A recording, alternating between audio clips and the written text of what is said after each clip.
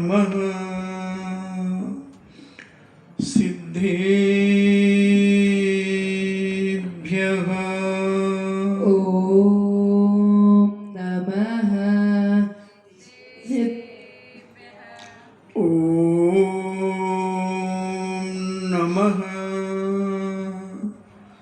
सिद्धेभ्यः ॐ नमः सिद्धेभ्यः ॐ नमः सिद्धेभ्यः ॐ नमः सिद्धेभ्यः नमो अरिहन्ताणम् नमो अरिहन्ताणम् नमो सिद्धाणम् नमो सिद्धाणम् नमो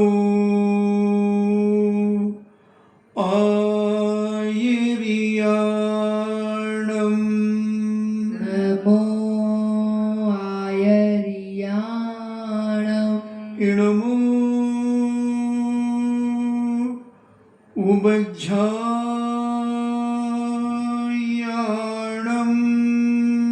नमो वज्रायाणम् नमो लोये सब्बे साहूणम् नमो लोये सव्यसाहूणम् पंच परमेष्टि भगवान की जय। अहिंसामयी बीतराग विश्व धर्म की जय। देवादिदेव 1008 श्री आदिनाथ भगवान की जय। देवादिदेव 1008 चिंतामणि घोर उपसर्ग विजेता श्री पार्श्वनाथ भगवान की जय। देवादिदेव 1008 शासन नायक बाल ब्रह्मचारी भगवान महावीर स्वामी की जय। परम पूजनीय आचार्य श्रोमणि गुरुवर श्री कुंद कुंद महामुनिराज की जय।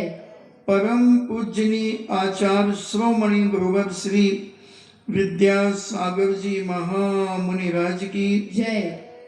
परम पूजनीय निर्यापक श्रवण मुनि श्री सुधा सागर जी महाराज की जय। परम पूजनीय 3,9 करोड़ महामुनिराजों की जय। तपोदय अतिशय क्षेत्र की जय। छल्लक श्री 105 गंभीर सागर जी महाराज की जय। चर्चा चल रही है कि व्यक्ति अहंकार में जब आता है, चाहे वो रूप का मद हो, चाहे ज्ञान का मद हो, चाहे धन का मद हो, चाहे पूजा का मद हो, किसी भी प्रकार का मद खत्म हो जाता है अगर वह अपने जीवन में संयम को धारण कर लेता है। और संयम के अभाव में जब ये मद होते हैं तो ये नष्ट कर देते हैं, चाहे रूप हो, चाहे ज्ञान हो, चाहे वैभव हो। किसी भी चीज को हमने देखा, आपने भी देखा होगा कि आदमी कुछ समय तक तो ये सारे मद कर सकता है, करता है, मगर कब उसका मद नष्ट हो जाता है, गलित हो जाता है, ये अपन सोच भी नहीं सकते। अपन आज ऐसी ही एक चर्चा करने का प्रयास करेंगे कि मद हमारे जीवन में कितना विनाशक है। किसी भी चीज का मद हो,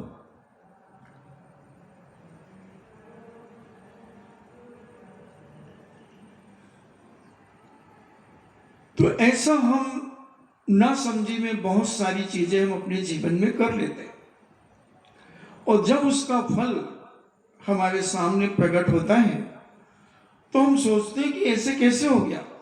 हमारा बेटा पहले बहुत होशियार था, बहुत पढ़ता था, और कई बच्चे तो बिना पढ़े भी इतने अच्छे नंबर लेकर के आते थे, मगर आज इन्हें क्या हो गया, आज इस बेटे को क्या हो गया, इसका मन ही नहीं लगता पढ़ने में, और ये कोशिश भी करता है तो भी नहीं पढ़ पाता, याद बहुत कर लेता है मगर पेपर में नहीं लिख पाता। अपन उस बच्चे को डांटते हैं कि तूने पढ़ना बंद कर दिया। वो कहता, मां मैं 18 घंटे पढ़ता हूं, तुम्हें मालूम नहीं, मैं रात को सोता ही नहीं हूं, मैं बहुत पढ़ता हूं और मुझे याद भी है, आप मुझसे पूछ लो। मां कहती सुना, वो सुना देता है, मगर जब उसी चीज का पेपर उसका दूसरे दिन होता है वो भूल जाता। सब आ रहा था, परीक्षा हॉल में प्रवेश करने के पहले पहले वो दूसरे मित्रों को बता रहा था, इसका आंसर ये है, इसका आंसर ये है, इसका आंसर ये है, सब बता रहा था। और जैसे ही उसके सामने पेपर रखा गया और उसने पेपर देख करके लिखना शुरू किया, उसकी कलम ही नहीं चल रही है, वो लिखना ही भूल गया, लिखना भूल गया, आंसू बहा रहा है, आंसू बहा रहा है कि मुझे आता था, अभी गेट के पहले पहले मैंने ये क्वेश्चनों के उत्तर अपने मित्रों को बताए हैं, और अब मैं यहां लिख नहीं पा रहा हूं, मैं भूल गया कि मैं क्या बता के आया, क्या पढ़ के आया, और रोते रोते घर चला गया। ऐसे कई पेपरों में हुआ और वह डिप्रेशन में आ गया, पागल हो गया। मैंने देखा अपनी आंखों से, कई लड़कों को देखा, बहुत होशियार थे, मगर उन्हें मद आ गया अपने ज्ञान का। कोई भी उनसे कुछ बात, अरे हाँ मैं सब जानता हूं, तो मुझे क्या बताओ, नहीं थोड़ा कोर्स चेंज हो गया, हाँ मुझे सब मालूम है, दिमाग खराब नहीं करो। इतना मद उसे जब ज्ञान का आया तो आदमी जब परीक्षा में जाता है तब उसके कर्म उदय में आ जाते हैं। ऐसे एक नहीं अनेक घटनाएं लौकिक में भी हैं और पारलौकिक मोक्ष मार्ग के में भी है, ग्रंथों में भी हैं। ऐसी अनेक अनेक समस्याएं हमने पढ़ी है, आपने सुनी है, आपने भी पढ़ी होगी। बहुत सारे लोग कहते हैं कि हम रख कर के भूल जाते हैं। हमने अपने हाथ से कोई चीज रखी है और हम भूल गए कि हमने कहां रखी है, पता ही नहीं है, पता ही नहीं। बहुत कोशिश करते हैं, 2-4 दिन में याद आता, अरे ये तो यहां रखी थी। क्या कारण है? कैसा मति ज्ञान हो गया, कैसा सुत ज्ञान हो गया हमारा। इस पे आवरण बढ़ गया, आवरण चढ़ गया इसके ऊपर, और इस आवरण के कारण तुम व्यक्त नहीं कर पा रहे, तुम लिख नहीं पा रहे हो, तुम बोल नहीं पा रहे हो, तुम भूल गए। कई बार हो जाता है, इतनी स्मरण शक्ति कई लोगों की तेज होती है, मगर कभी कभी उनके गले में वो चीज रहती है मगर वो बोल नहीं पाते। जहां प्रसंग है वहां वो बोल नहीं पाते, कोशिश करते हैं, याद नहीं आता, और मंच से उतरने के बाद अभी ये देखो अपन इतनी देर अटक गए, ये तो ऐसा था। कर्म है, किसी भी समय आ सकता है, किसी का भी आ सकता है, किसी का भी आ सकता है। इसलिए हमारे जैनाचार्य कहते हैं, संत महंत भगवंत कहते हैं कि अपने जीवन में किसी भी चीज का मत करो, घमंड मत करो, अहंकार मत करो, ईगो मत करो किसी भी चीज का। और जिन जिन चीजों का मद किया है वो शक्तियां परेशान हुई हैं, दुखी हुई हैं। उसने महिला ने, कल मैंने बताया था कि उस महिला ने अहंकार किया कि मेरे रूप विकृत हो जाएगा अगर मैं गर्भ धारण करूंगी तो। गर्भ धारण करने से घृणा हो गई उस रानी को कि मैं गर्भ धारण नहीं करूंगी, मेरी सुंदरता नष्ट हो जाएगी, मेरा शरीर बेडोल हो जाएगा। अनेक अनेक मन में उसने भावनाएं अपने जीवन में बनाई। और जब मरण करके दूसरी जगह जब वह जन्म लिया, फिर रानी तो बनी मगर संतान विहीन बनी, संतान विहीन बनी, क्योंकि वो उसने विघ्न अपने अंदर ही डाल दिया। अपने शरीर की आकृति का मद था उसे कि मेरी आकृति बेडोल हो जाएगी, लोग हंसेंगे देख करके, इसलिए मैं ये काम ही नहीं करूंगा। अभी नहीं करते तो शादी क्यों करी थी? और शादी कर ली थी तो ब्रह्म से भेद ले लेती, संयम ले लेती, आरिका बन जाती। मगर वो भी नहीं बनना और वो भी नहीं करना और दूसरों को देख करके घृणा करना। कैसी लग रही है देखो, चलना नहीं आ रहा है देखो, मुंह देखो कैसा सूख गया है। अनेक अनेक प्रकार की बातें वह दूसरी सखियों से, अपनी दासियों से, अपने परिवार में क्या पति अकेला और कोई था ही, ये सब करती हुई जब वो कर्म उदय में आया तब राजा भी दुखी, रानी भी दुखी, राजा के पिता भी दुखी, राजा की मां भी दुखी, राजा का भाई भी दुखी, राजा की बहन भी दुखी, सब दुखी। इस राजपाट को कौन वंश चलाएगा, इसका कौन क्या करेगा? अनेक अनेक विकल्प। जब मुनिराज ने बताया कि इसने पूर्व पर्याय में इस प्रकार का कर्म बंद किया था, इस प्रकार के परिणाम अपने खोटे किए थे, खोटे परिणाम पुण्य के उदय में होते हैं। जितने भी बुरे काम होते हैं और उन बुरे कामों में जब तुम सफल हो जाते हो, वो सब पुण्य के उदय में होता है, सब पुण्य के उदय में होता है। और पाप का उदय हो तो तुम सफल ही नहीं हो पाओगे। तुम जिसके लिए विघ्न डालोगे, तुम जिसे परेशान करना चाहोगे, तुम कर ही नहीं पाओगे। वो उसके पहले ही तुम्हें, हमारे यहाँ एक परघात नाम कर्म और एक उपघात नाम कर्म आता है। नाम कर्म की 93 प्रगतियों में एक परघात नाम कर्म का होता है। अगर तुम्हारा परघात नाम कर्म के उदय का क्षयोपशम है तो तुम जिसे मारने जा रहे हो तुम उसके मार दोगे। और अगर परघात नाम कर्म का उदय नहीं रहा तो तुम पिट जाओगे, दूसरा आकर के तुम्हें मार दे।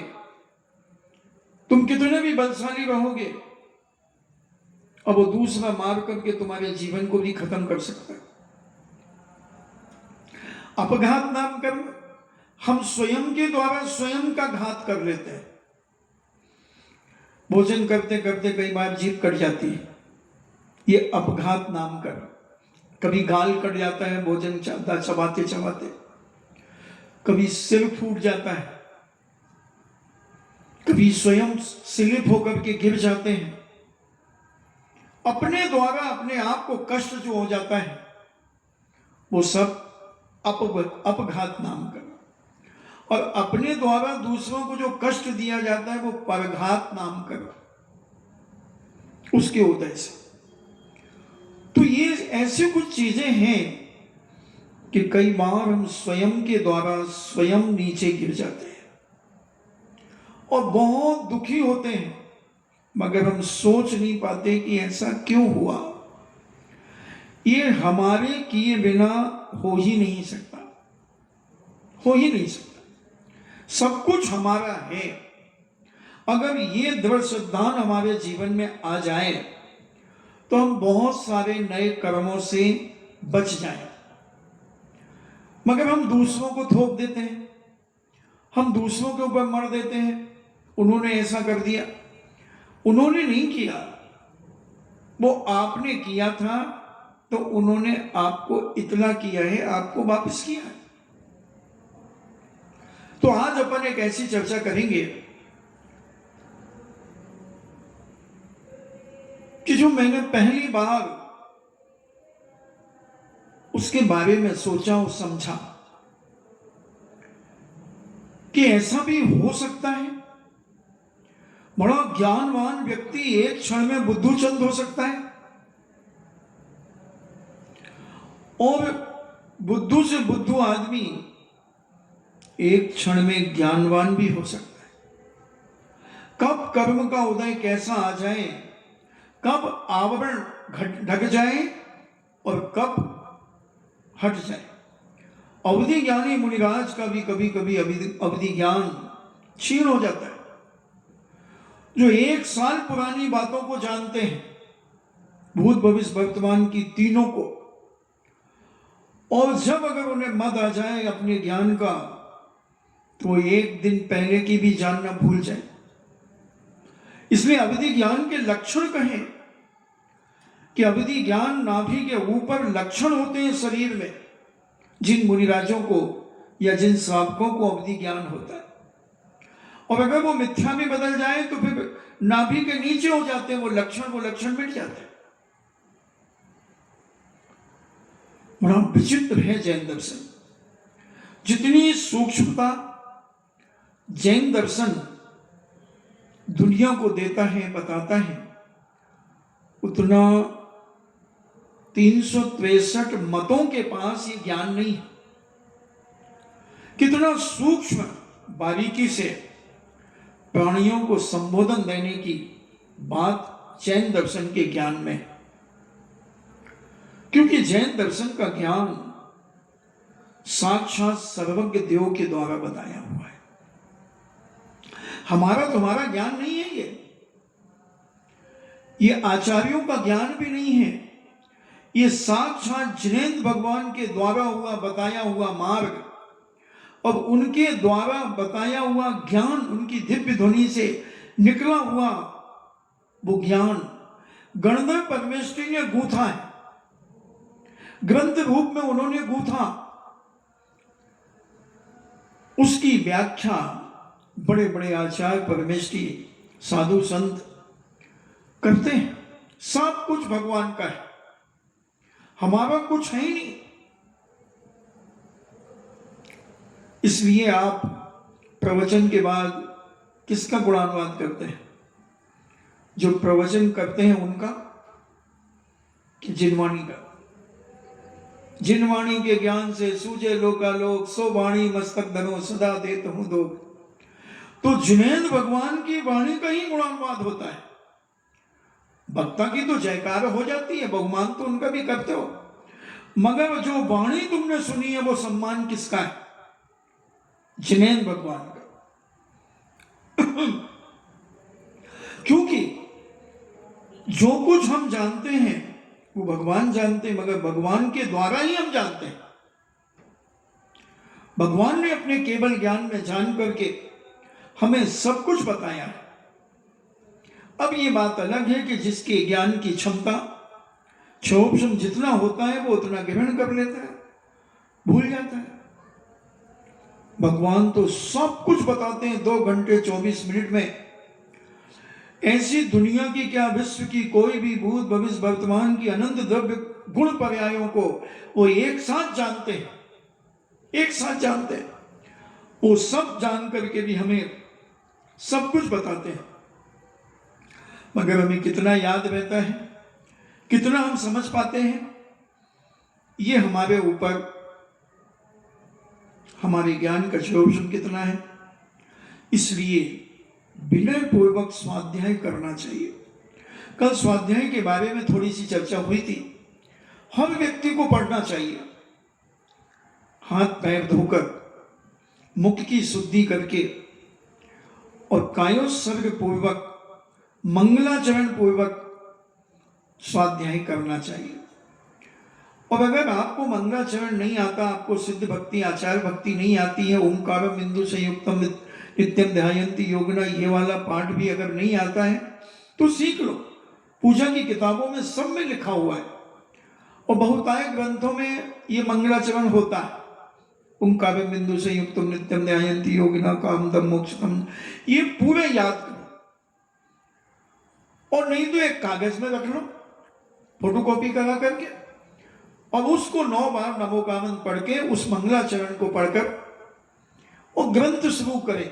अगर आचार्य प्रणीत ग्रंथ है तो फिर सिद्ध भक्ति, शुद्ध भक्ति और आचार्य भक्ति भी पढ़े। और किसी पंडित जी के द्वारा लिखित है, एक तो दो समझना, एक अनुवाद तो पंडित ही करेंगे संस्कृत के ग्रंथों का, तो वो आचार्य का ही ग्रंथ माना जाएगा। तो उसमें शुद्ध भक्ति और आचार्य भक्ति भी जोड़ें। और अगर आपको नहीं आती है, ओंकारम बिंदु पढ़ लें, आचार्य का नाम ले लें, जिनका ग्रंथ है ग्रंथ का नाम ले लें, 9 बार नमोकान पढ़ लें, मंगलम भगवान वीरो मंगलम गौतमो गणी आदि सब करके। और अगर वो भी नहीं आता है तो बड़ी श्रद्धा से उन आचार्य परमेष्ठी जिनके द्वारा वह लिपिबद्ध है ग्रंथ, उनको नमस्कार करें, 24 तीर्थंकरों को नमस्कार करें और पंच परमेष्ठी का जाप 9 बार कर लें।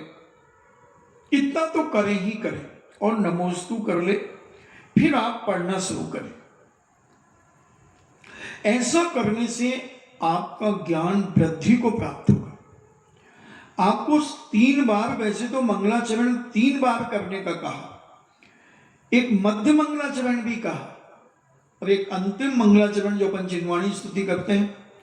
पहले अपन नमोकार मंत्र आदि पढ़ लेते हैं और बीच में एक बार कम से कम मन में जयकारा बोल दो, उस ग्रंथ के प्रति बहुमान व्यक्त कर लो, धन्य भगवान कैसा आपने ज्ञान प्राप्त कराया, धन्य आचार्य परमेष्ठी आपने ऐसा ग्रंथ लिख करके हमारी बुद्धि को विकसित करने के लिए ये ग्रंथ आपने लिपिबद्ध किया। ऐसा करने से अपने विनय झलकती है और उस विनय के द्वारा हमारा मद कम होता है, और जब मद कम होगा तो हमारे ज्ञानावर्णी कर्म का क्षोभशम होगा, हमारा मति ज्ञान, शुद्ध ज्ञान विकास को प्राप्त होगा और हम भी उस ज्ञान को आगे बढ़ाने में अपनी बुद्धि का प्रयोग करेंगे। तो हमारा कहने का मतलब है कि किसी भी चीज को जीवन में अगर प्राप्त हो जाती है, उसका मद नहीं करो, मद मत करो। इसलिए कुछ चीजें, ऐसे 10 चीजें कही गई हैं कि इनको किसी को नहीं बताना चाहिए। एक, सबसे पहले अपना वैभव नहीं बताना चाहिए किसी को। कोई कुछ भी कहे, खूब चढ़ाए, हाँ ठीक है, सब आप लोगों की आशीर्वाद से अच्छा चल रहा है। अपनी दवाई, जो औषधि आप लेते हैं, वो औषधि कभी किसी को मत बताना। आप मंत्र का जाप करते हैं, भले आप नमोकार मंत्र जी का जाप करते हैं, मगर नहीं बताना। कोई भी जाप करते हैं मंत्र की, कभी किसी को अपना मंत्र नहीं पता, उसकी शक्ति, उसका प्रभाव आपके पास से चला जाता है। इसकी एक घटना मैं आपको शायद मैंने कभी सुनाई भी होगी। विदेश के अंदर एक तांत्रिक ताबीज दिया करता था और वह नमोकार मंत्र का ही ताबीज बना करके देता था और उसे बड़ा आस्था थी, नमोकार मंत्र के प्रति बड़ी श्रद्धा थी। चाहे बुखार हो, किसी को कुछ भी हो, उसके पास जाते थे लोग। तो एक भारतीय व्यक्ति जैन उस तांत्रिक के पास गया, उसके बच्चे को 8-10 दिन से बुखार था। तो उसने एक चांदी की छोटी सी डिब्बी में नमोकार मंत्र उर्दू में लिख करके और उस डिब्बी में रख करके और अपनी बड़ी आस्था और श्रद्धा के साथ उसे दे दिया और $1,000 उसने ले लिए। भारत का आदमी था, $1,000 यानी 70,000 रुपया। उसके तो होश उड़ गए, दे तो दिए। घर आया, उसने कहा देखो तो इसने क्या दिया है। वहां के लोगों को तो कोई बात नहीं, जैसे अपन 1,000 रुपए यहां दे दें किसी को तो कोई टेंशन नहीं होगी, मगर भारत के आदमी के वहां $1,000 लग जाए तो वो तो टेंशन में आ गया।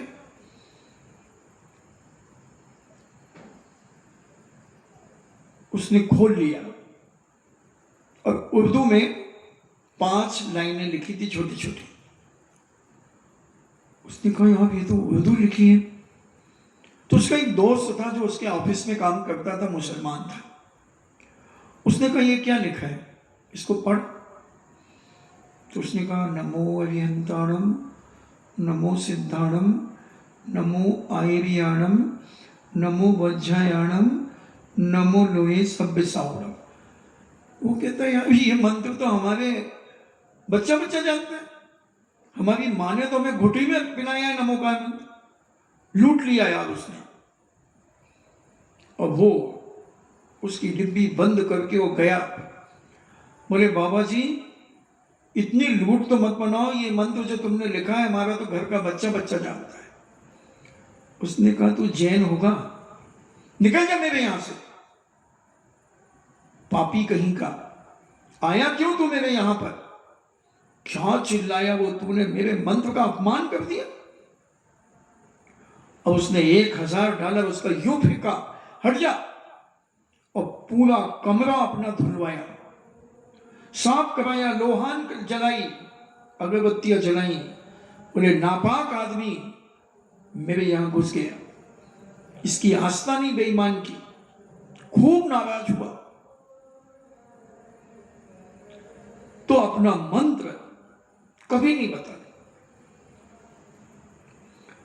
और भी ऐसी चीजें हैं,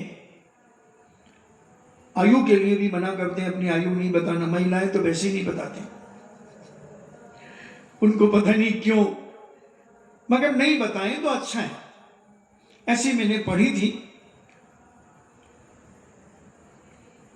और भी ऐसी चीजें हैं जो 10 चीजें 9 चीजें उन्होंने लिखी थी।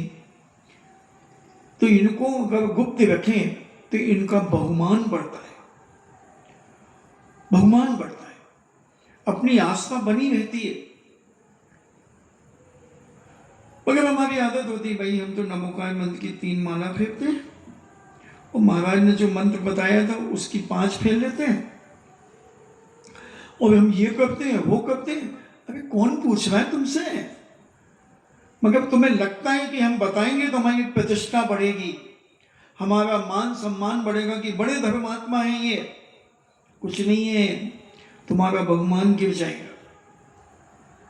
कभी मत करो हम अपनी पूजा इतनी पूजा कर, क्यों तुम करते हो उससे क्या लेना देना है। मगर हमें बताने का शौक होता है और ये शौक लगा देता है।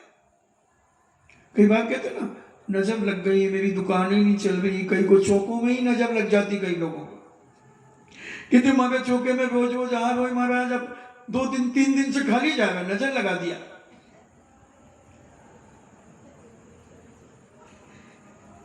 तो अरे भैया तुम्हें तो बखान किया दुनिया से, तो तुम्हारे कर्मों की उधेड़ना हो गई। कुछ नहीं, कोई कहे भाई आज तो 3 दिन में 3, हाँ सब आप लोगों की कृपा है। बड़ी विनय से कह दो, उसका मुंह 1 मिनट में चुप हो जाएगा। मगर हमें तो चस्का आता है, मुंह भाई इतने दिन से लगा दिया तो ना होगी, मैं तो हो ही 5 दिन में 5 ही हो ही मारे तो थको कहीं तकलीफ होए। अब हम और बहस कर रहे हैं उससे नहीं, बहुत विनय से हाथ जोड़ करके कुछ बोलो ही मत, सब आपका आशीर्वाद, आप बड़ों की दुआ। नजर तो हम खुद अपने ऊपर अपनी लगा लेते हैं, इसलिए इन चीजों से बचें और अपने जीवन का बहुत ध्यान रखें, बहुत ध्यान रखें।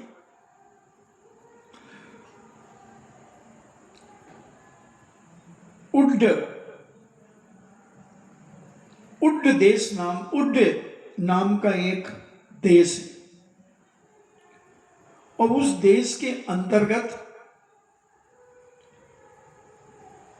धर्म नाम का एक नगर है, और उस धर्म नाम के नगर में यम नाम का एक राजा राज्य करता है। राजा बहुत अहंकारी है, मगर बहुत ज्ञानवान है, बहुत ज्ञान है उसे। और उस राजा की धनवती नाम की एक रानी है, और भी रानी है, मगर जो एक धनवती नाम की रानी है, जिसका एक पुत्र और एक पुत्री है। गर्धभ नाम का उसका पुत्र है। गर्धभ उसने उस बच्चे का नाम रखा, और बेटी का नाम कोणिका रखा, कोणिका। और जो अन्य रानियां थीं, उन रानियों से उनके 500 पुत्र थे। घबराना मत, क्योंकि गंधारी के भी 100 पुत्र थे। तो पहले की रानियां इतनी मजबूत होती थी कि संतानों को जन्म देने में उन्हें कोई तकलीफ नहीं होती थी। मगर जो 500 बेटे थे, वो जन्मजात बैरागी थे। उन्हें बड़ा वैराग्य था। जैसे जैसे वो बड़े होते गए, अपने आप में संकुचित होते गए, अपने काम से काम रखते और धर्म ध्यान करते। बड़ा वैराग्य, उनके वाणी में वैराग्य, उनके शरीर से वैराग्य झलकता, उनकी चाल से वैराग्य झलकता, उनके भोजन की चर्या से वैराग्य झलकता, उनके देखने से वैराग्य झलकता, उनके सुनने से वैराग्य झलकता। इन्हें कोई भी ऐसी क्रिया उनके जीवन में नहीं थी जिसमें से राग टपक रहा। विरागता ही उनकी एक एक क्रिया में थी।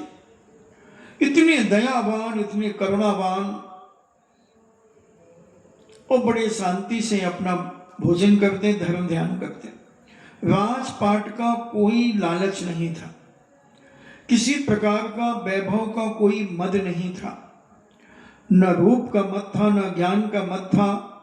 जो भी मद तो न जाने कितने प्रकार के होते, मगर पूज्य वरों ने 8 मद कहे। ज्ञान का मद, कुल का मद, जाति का मद आदि, वैभव का मद। तो ऐसे जो मद उन्हें कहीं दूर दूर तक उन्हें छू नहीं पा रहे थे।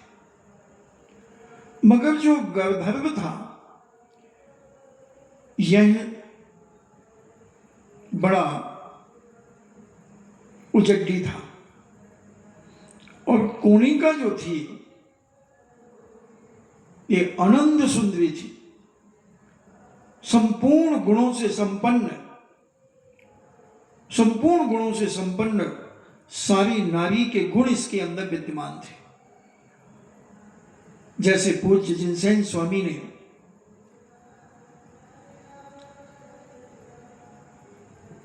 मरु देवी के एड़ी से लेकर के चोटी तक के सारे गुणों का बखान पुराणों में पाया। नारी की सुंदरता का वर्णन दिया जाता है, और जो नारी की सुंदरता के लक्षण थे, वो सारे के सारे कोणिका में थे। एक ज्योत्साचार्य ने, जो राज्य पुरोहित था, उसने कोणिका के लक्षणों को देखकर उसकी कुंडली बनाकर राजा को कहा कि राजन, ये कोणिका बहुत बड़े सम्राट की रानी बनेगी। राजा यम ने विचार किया कि इसे गुप्त रखना चाहिए। अगर किसी दूसरे राजा की दृष्टि इस पे पड़ गई और वो राजा अपने दल बल के साथ लेकर के कहीं इसका हरण न कर ले, इसे लेना जाए, इसलिए उन्होंने उसे गुप्त रखा। इसे अपने ज्ञान का बड़ा मद था, शक्ति का बड़ा मद था, मगर इसको हर व्यक्ति जानता था कि ये बहुत घमंडी राजा है, बहुत घमंडी। कोई इससे भिड़ना ही, बात ही करना नहीं चाहता था। क्योंकि आप भी अपन देखते हैं, जो थोड़ा जिसको मद होता है, अपन उससे ऊपर ऊपर फॉर्मेलिटी करके उसको निपटा देते हैं। हर व्यक्ति आजकल बहुत समझदार है। पहले के लोग इतने कम समझदार थे, मगर आज का पढ़ा लिखा व्यक्ति सब जानता है। इसलिए वो अपनी छवि खराब करना भी नहीं चाहता और व्यवहार भी तोड़ना नहीं चाहता, तो वो अपने तरीके से टैकल करके अपना जीवन जीता है। जब ये राजा बड़ा मदहोश होकर के अपने राज्य को चला रहा था, उसी समय पूज्य सुधर्माचार्य महाराज जी का संग, 500 मुनियों का संग उस नगर में पधारा। साथ में 500 मुनि थे जो संसार के हितार्थ, संसार के हित करने में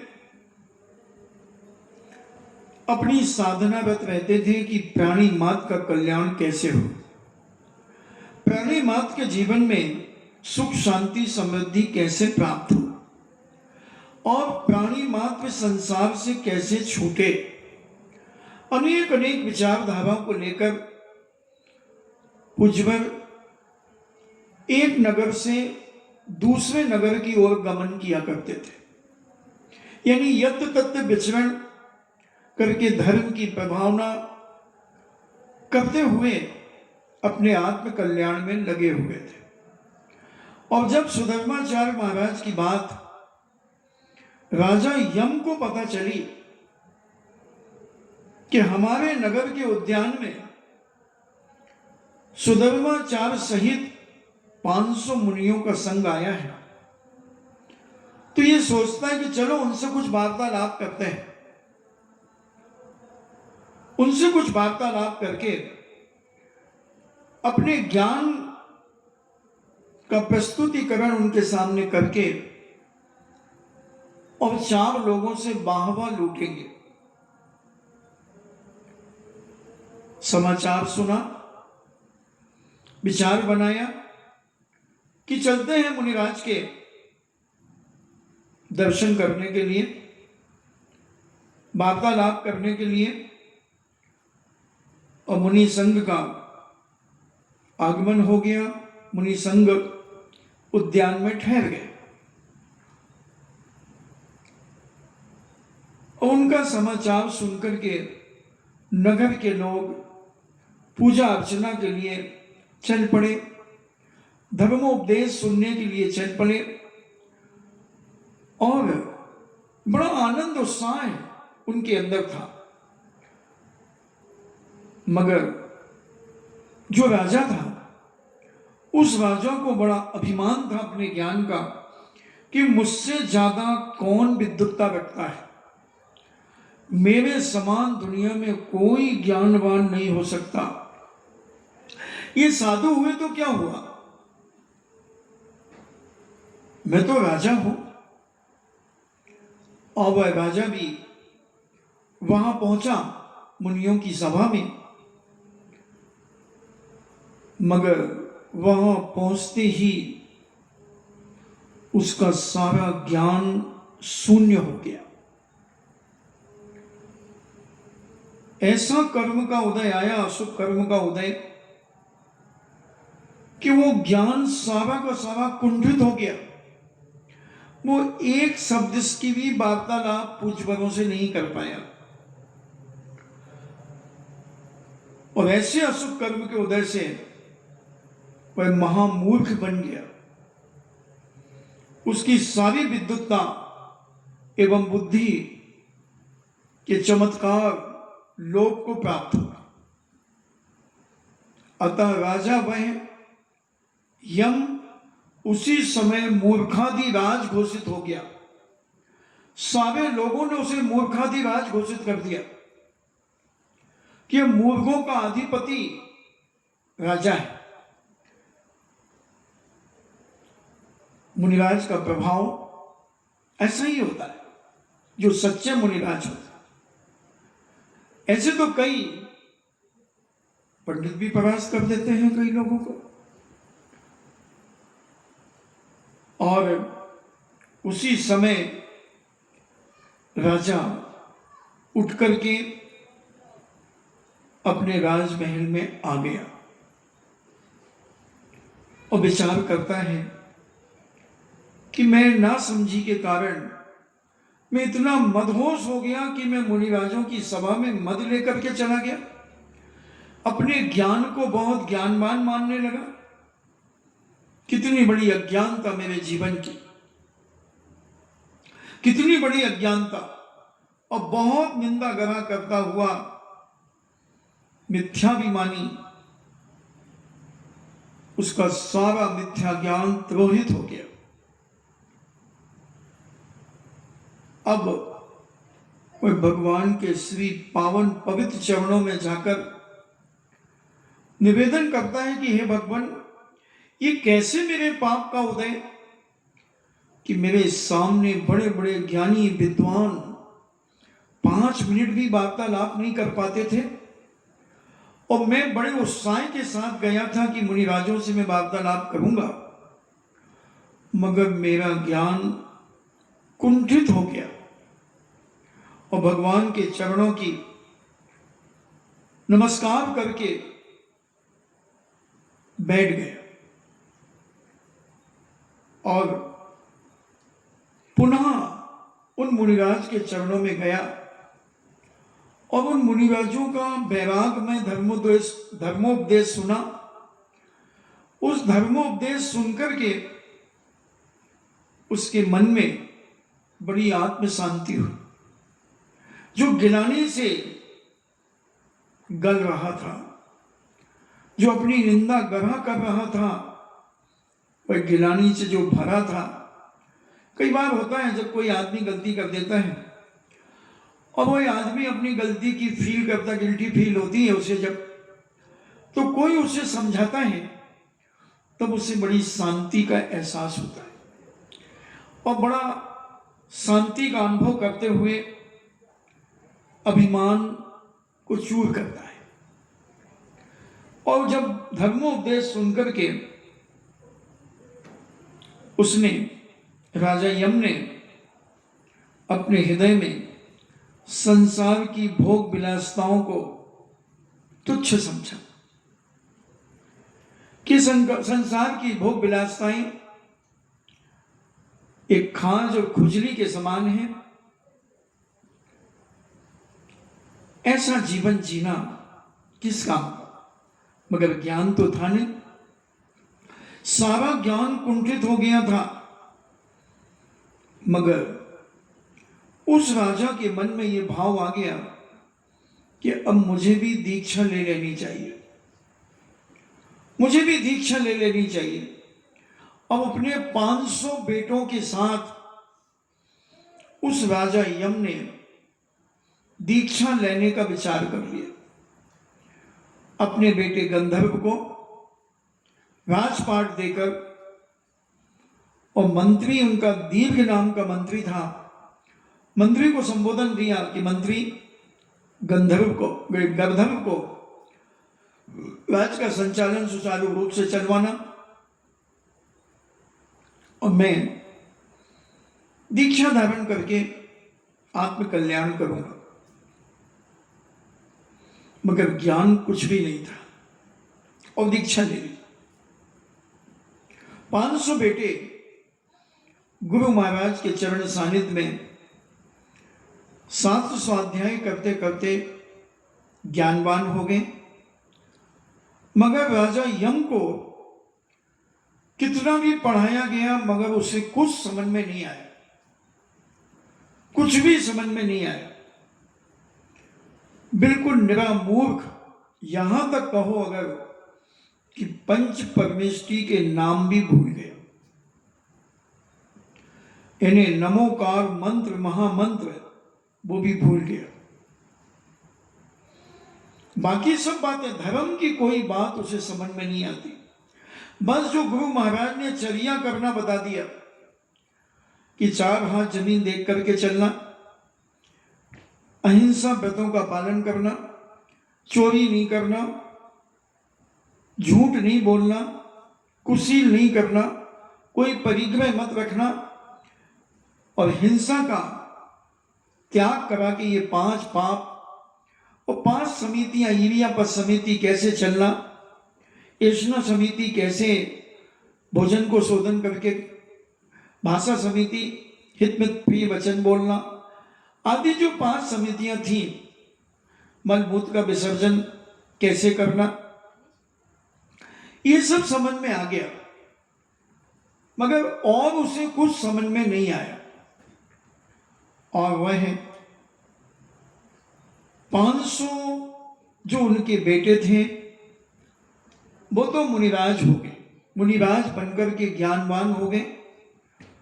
मगर राजा यम, जो यम मुनिराज बन गया था, वह ज्ञान नहीं हुआ। मगर फिर भी गुरु की आज्ञा से संग से अलग हो गए, और नगर नगर में विहार करने लगे। नगर नगर में विहार करने लगे।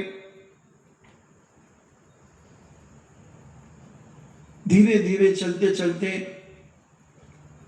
अपने वो धर्म नाम के नगर में, उसके बाहर बगीचे में आकर के बैठ गए।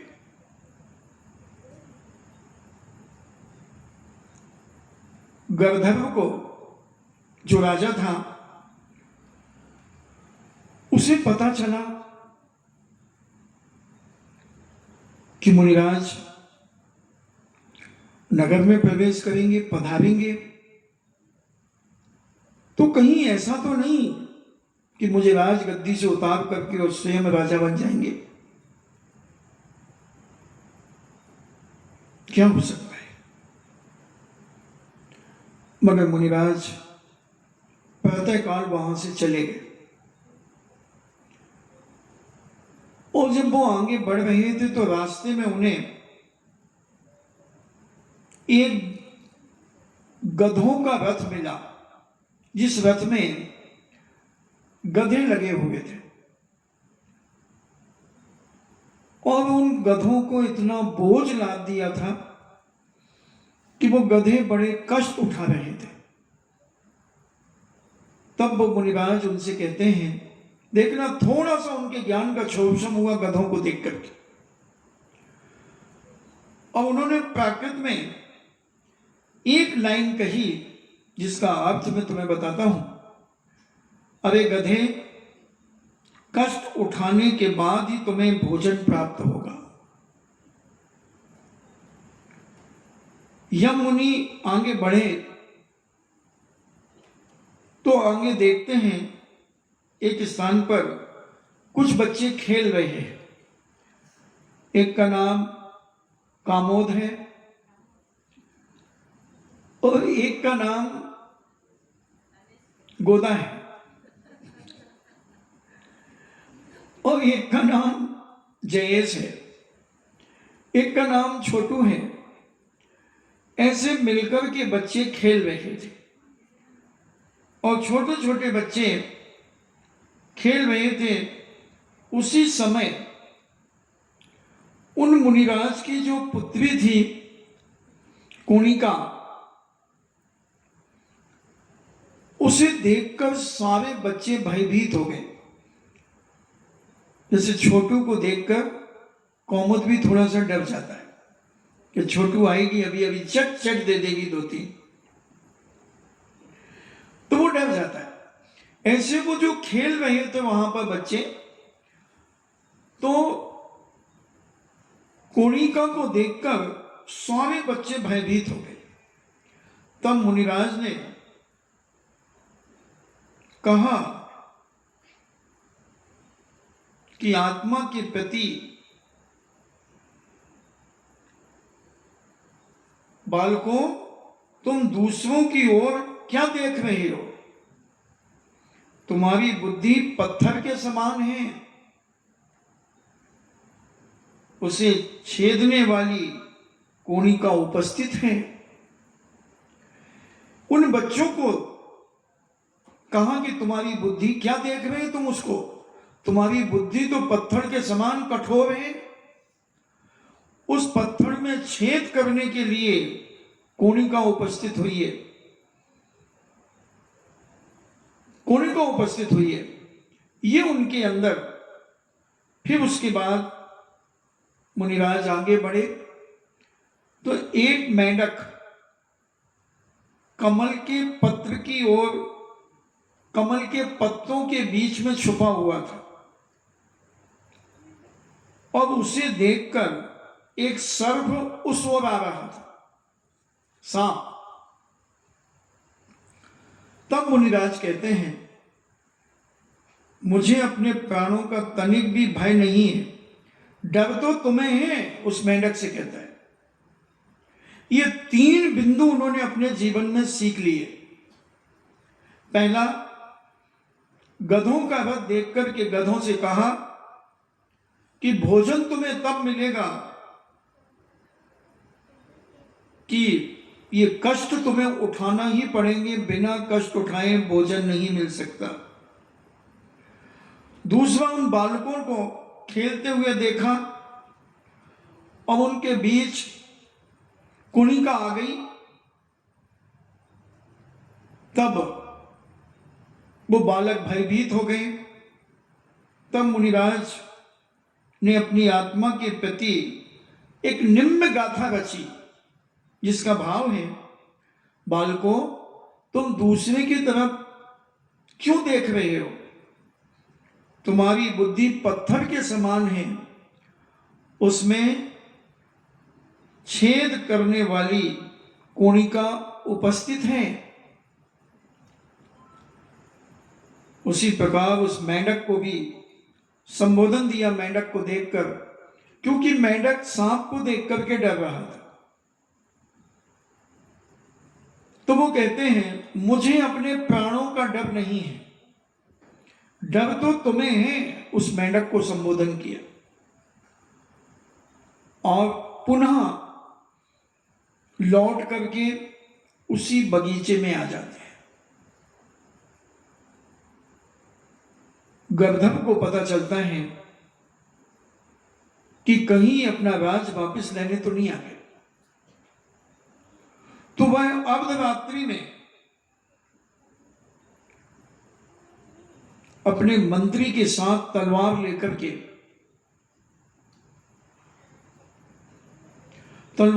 के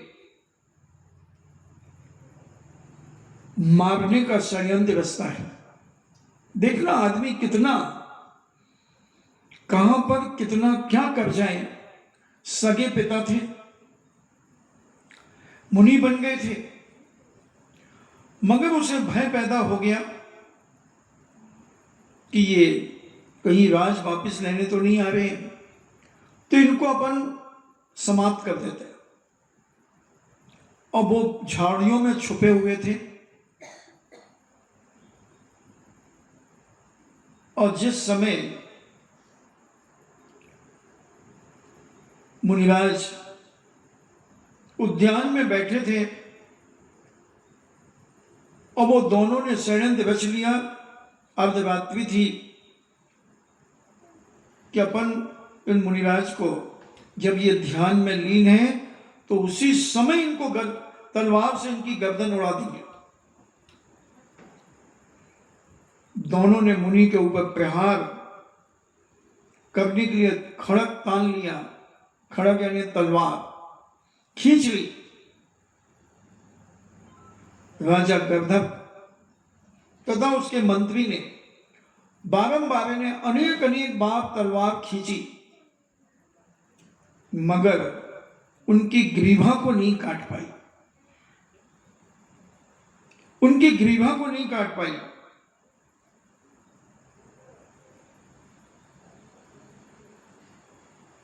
यानी वो तलवार चलाने में भयभीत हो रहे थे। कई बार उन दोनों ने प्रयास किया कि मैं मुनिराज की गर्दन काट दूं, अनेक प्रकार की कुचेष्टाएं करने का प्रयास किया, मगर वो निरंतर विफल रहे, सफल नहीं हो पाए। उसी समय मुनिराज को अपनी पहली वाली गाथा याद आ गई। क्या थी पहली वाली गाथा? गधों का रथ देखकर उन्होंने कहा, बिना कष्ट उठाए भोजन प्राप्त नहीं होता। इसको सुनकर के गंधर्व भयभीत हो गया,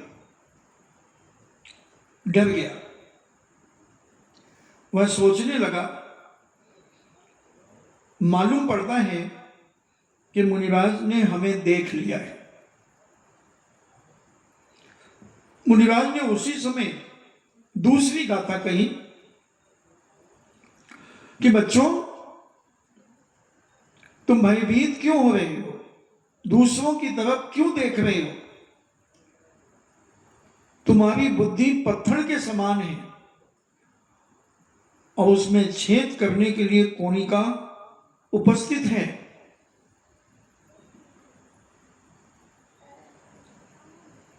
फिर गंधर्व को विश्वास हो गया कि ये उपदेश मुझे दिया जा रहा है कि मैं मंत्री के साथ आकर के मुनिराज को मारने आया हूं। इन्हें कोई राज्य नहीं चाहिए, मगर मेरी बुद्धि पत्थर की हो गई है, जो मैं अपने पिता को तलवार से मारूंगा। मुझे कोनिका से सलाह लेना चाहिए, और कोनिका इतनी बुद्धिशाली और विवेकशील है कि वह हमें सारे रास्ते दिखा सकती है। और ये कोनिका के स्नेह बस यहां पर आए हैं, ना कि राज्य वापस लेने। ऐसा जब तीसरी बात उन्होंने कही कि मुझे अपने प्राणों से तनिक भी डर नहीं है, डर तो तुम्हें है। वो संकेत उन्हें अपने बेटे के ऊपर था कि जो तेरा मंत्री है दीर्घ, वह तुझे कभी भी संकट में डाल सकता है और तुझे कभी भी लूट सकता है, तेरे जीवन का समापन कर सकता है। तो तू कोनिका से सलाह लेकर के अपने जीवन को सुरक्षित कर। ऐसा उनका उपदेश सुनकर मुनिराज की तीसरी बात को उसने समझ करके निश्चय किया कि मेरा मंत्री ही मेरे प्राणों का शत्रु है। यही है, आस्तीन का सांप बनकर के मुझे डसेगा और मेरा विनाश करके ये राजगद्दी संभालेगा। मेरे पूज्य पिताजी तो मुझे सावधान करने के लिए यहां पर आए हैं। वह अपनी निंदा करने लगा, अपने आप को पश्चाताप करने लगा। उसने पूज्य पिताजी से धर्मोपदेश सुना। उन्होंने थोड़ा छोटा मोटा टूटा फूटा सा उपदेश दिया। अब उस उपदेश को सुनकर के, अब का समय हो रहा है, उस उपदेश को सुनकर के गंधर्व ने अनुव्रत धारण कर लिया। अनुव्रत धारण कर लिया, जो पिता को मारने के लिए आया था। आदमी को कब विवेक जागृत हो जाए कुछ नहीं कहा जा सकता। इसलिए संतों का समागम करते रहना चाहिए, स्वाध्याय करते रहना चाहिए। कब हमारी दृढ़ता मजबूत हो जाए, कब हमारा संकल्प मजबूत हो जाए और हम 1 मिनट में तैयार हो जाए। जब बार बार हम किसी चीज का चिंतन करते हैं, विचार करते हैं तो वह कार्य हो जाता। तो ऐसा वह धर्मोपदेश को सुनकर अनुव्रत धारण कर लिए मुनिराज यम ने अपनी कठिन तपस्या के द्वारा, भले ज्ञान नहीं था मगर तपस्या बड़ी कठोर थी, मासोपवास करना, चातुर्मास वृक्ष के नीचे करना, ठंड में नदी के किनारे चातुर्मास करना, गर्मी में पहाड़ी के ऊपर बैठ जाना, ऐसी कठोर कठोर तपस्या करके उन्होंने 7 विद्याएं प्राप्त कर ली। 7 विद्या, इन 7 विद्याओं के भेद हैं जो 64 विद्याएं, बुद्धि विद्या आदि जो है, विक्रिया विद्धि है, इन सब के भेद मिलाकर के 64 हो जाते हैं। तो ऐसी 7 विद्याएं उन्होंने प्राप्त कर ली पूज्य मुनिराज ने। और विलक्षण बुद्धि के धनी जो अल्प बुद्धि थे, जिन्हें अपने मद और ज्ञान का मद था, वह ज्ञान तो क्षीण हो गया था, अल्प बुद्धि थी, मगर तपस्या के माध्यम से उन्होंने जो ज्ञान प्राप्त किया, यानी विद्याएं प्राप्त कर ली, और वो विद्याएं चरम सीमा को पार कर दिया उनके जीवन को। तब अन्य श्रेष्ठ जन उनके प्रति बड़ी श्रद्धा और भक्ति से अब उनके ज्ञान का, सम्यक ज्ञान की सतत आराधना करने लगे।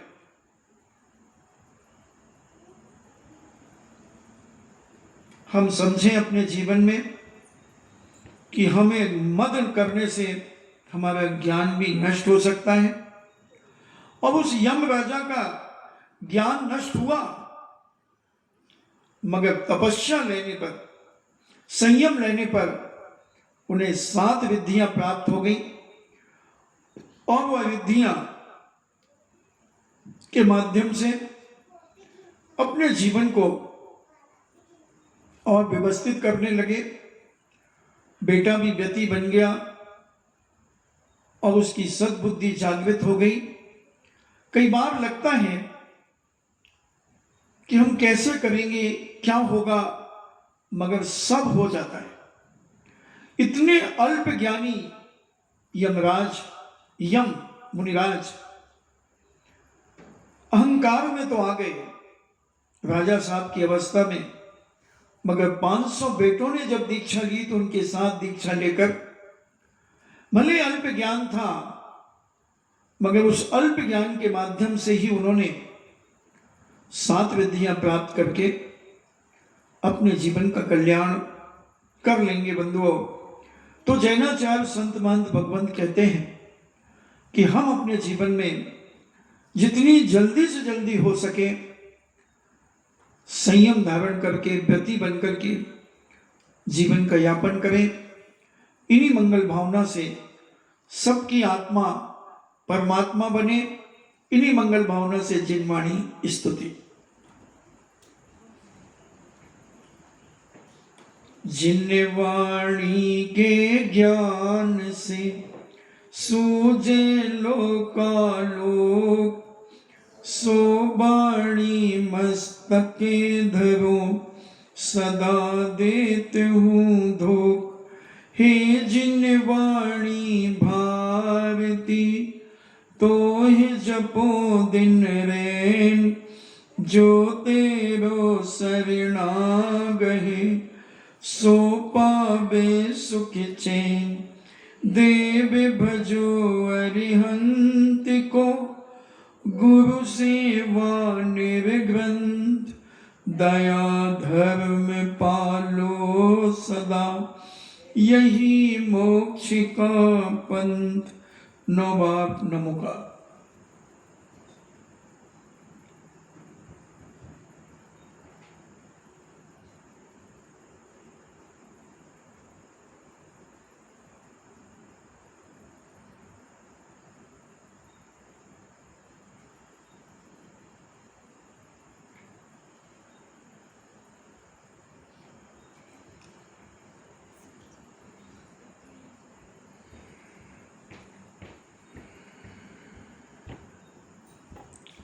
परम पूजनी द्वादशांग जिनवाणी माता की सुत देवता सुत देवता सुत देवता जैनम जेतु शासनम जैनम जेतु शासनम जैनम जेतु शासनम